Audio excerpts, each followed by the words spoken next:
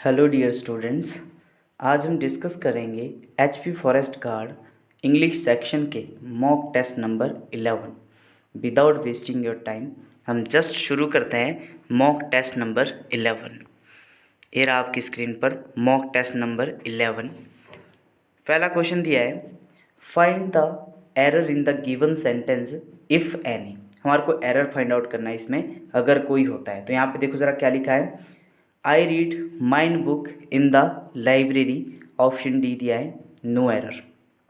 देखो ज़रा यहाँ पे सेंटेंस लिखा है आई रीड माइन बुक। कुछ एक हमारे पास पोजेसिव प्रोनाउन होते हैं, जैसे माइन,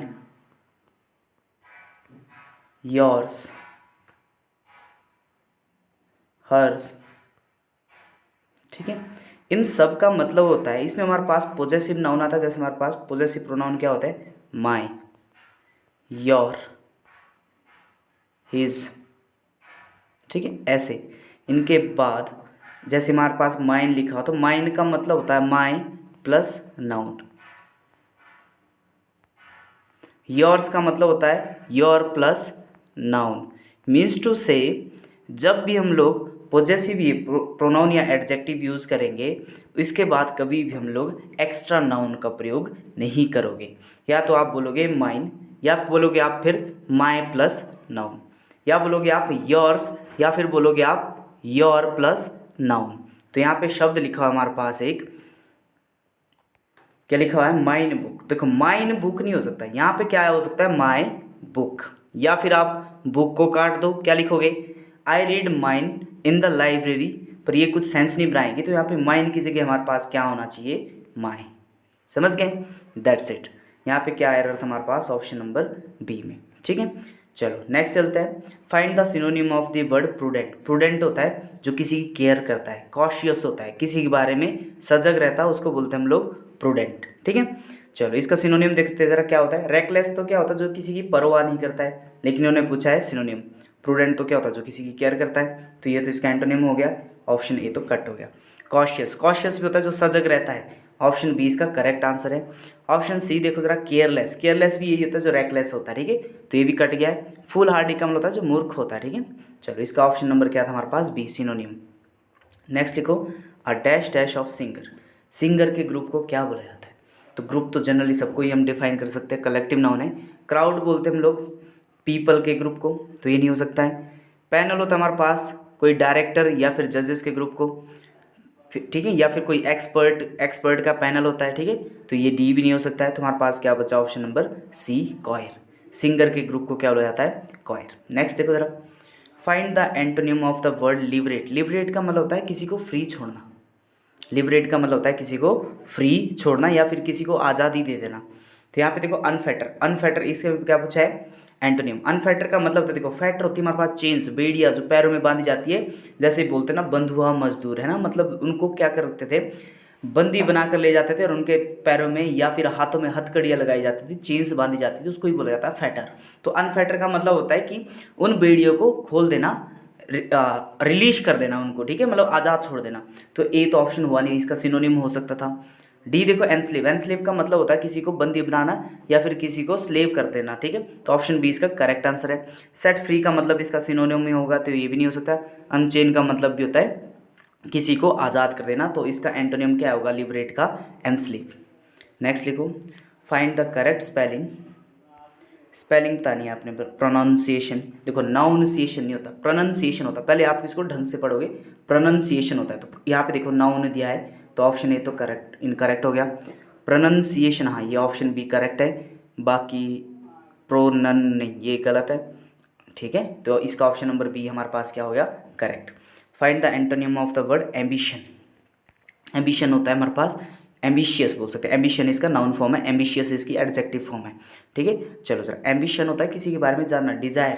तो इसमें पूछा है एंटोनियम, तो डिजायर था यहाँ पे, सिनोनियम हो गया, गलत हो गया। एक्सपेक्टेशन भी यही होता है। गोल, गोल तो कुछ अलग ही हो गया कि वहाँ तक पहुँचना होता है, हो सकता है ये भी डिजायर से रिलेटेड हो गया, तो ऑप्शन सी भी करेक्ट, इनकरेक्ट हो गया। हमारे पास सिर्फ ये बचता है ब्रेकअप। एम्बिशन का मतलब होता है इच्छा है, ब्रेकअप मतलब होता है टूट जाना किसी से, है ना। नेक्स्ट लिखो, हु टीचीज अनु। देखो यहाँ पे हु, ये हमारे पास वॉइस चेंज करना है इसका, हु टीचेस अनु। देखो हु टीचेस अनु, टेंस देखो कौन सा है, तो आपको दिख गया था कि ये प्रेजेंट इंडेफिनिट का टेंस है। और हु टूट जाता हमारे पास बाय हुम,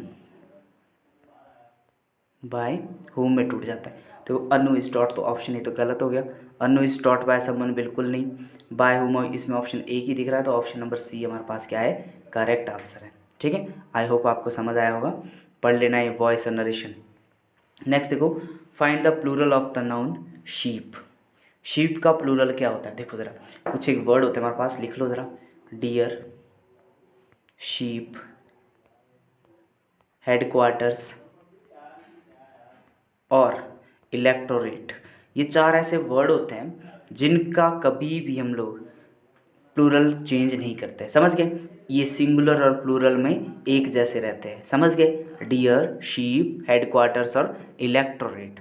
ठीक है, तो देखो ज़रा इसका क्या आ जाएगा हमारे पास, शीप्स, गलत, ये सेम रहता है तो ऑप्शन बी क्लियर है। ये तो जहाज वाला हो गया, तो गलत है, शीप्स ये कुछ बे अजीब सा है। ठीक है, चलो नेक्स्ट लिखो ज़रा, find the parts of the speech in word kindness. देखो ज़रा, आपको कुछ एक शब्द बताए थे मैंने जिसमें भी आपको शीप पाए, ठीक है, जैसे फ्रेंडशिप हो गया, या फिर नेस आए, ठीक है, या फिर शन, या फिर जन, या फिर टी वाई, या फिर हुड।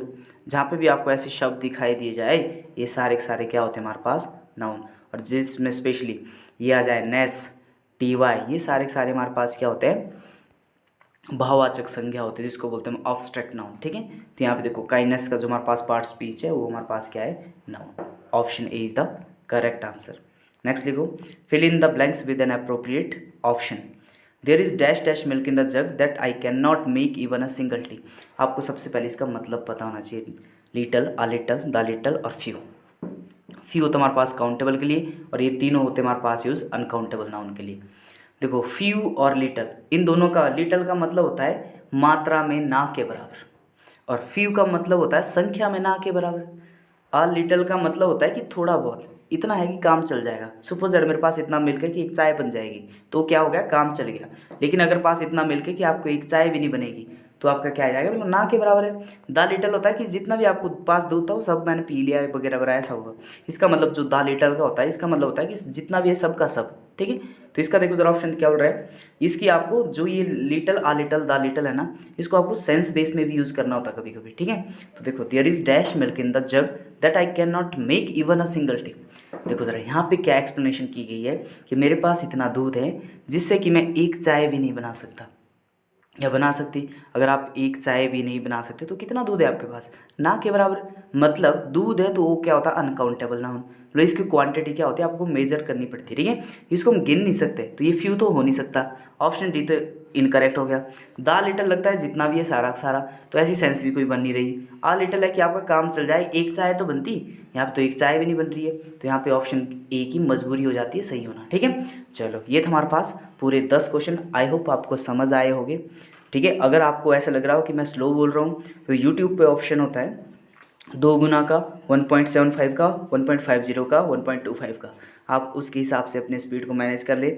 अगर आपको लग रहा होता है, ठीक है, कि भाई मैं तेज़ बोल रहा हूँ, तो आप उसको स्लो कर देना। यूट्यूब में सारे ऑप्शन दिए होते हैं। ठीक है, मैंने यहाँ पे एक्सप्लेन अच्छे से कर लिया है। ठीक है, बस यूट्यूब में ये ऑप्शन नहीं मिलता है कि आप अच्छे से एक्सप्लेन करो। ठीक है, वो मैंने यहाँ पे कमी पूरी कर दी है। ठीक है, चलो 10 में से आपने बताना है कि भाई आपके कितने सही हुए। ठीक है, फिर मिलते हैं। Have a nice day.